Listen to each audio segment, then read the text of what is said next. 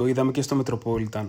Το νέο RX2 της Cyclone ήρθε επιτέλους και στην Ελλάδα. Με ένα μονοκύλινδρο κινητήρα 124 κυβικών εκατοστών, 15 άλογα ισχύς και ροπή στα 11 νιουτόμετρα, βάρος που δεν ξεπερνάει τα 140 κιλά και τόσο πλούσιο εξοπλισμό που δεν χρειάζεται να αγοράσεις τίποτα μετά την αγορά της μηχανής. Η έκπληξη ή αλλιώς το δώρο που κάνει η εταιρεία σε αυτούς που θα αγοράσουν το RX2 της Cyclone είναι το τριβάλιτσο. 3 βαλίτσες επενδεδημένες με ένα υλικό δερματίνη προκειμένου να προφυλάσεις το κράνος σου και τα αντικείμενα που βάζεις μέσα.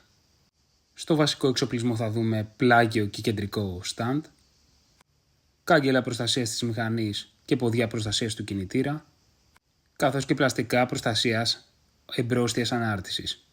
Όσο αφορά τους τροχούς, έχουμε ακτινωτούς τροχούς με tubeless ελαστικά, 19 ίντσες εμπρόστιο τροχό, 17 ίντσες οπίστιο. Πλήρη φωτισμό LED, σύστημα ABS και Traction Control System. Μην ξεχάσουμε να αναφέρουμε ότι το RX2 έχει μία 5 inch TFT οθόνη, πολύ εύκολη σύζευξη με το κινητό και λειτουργία mirroring.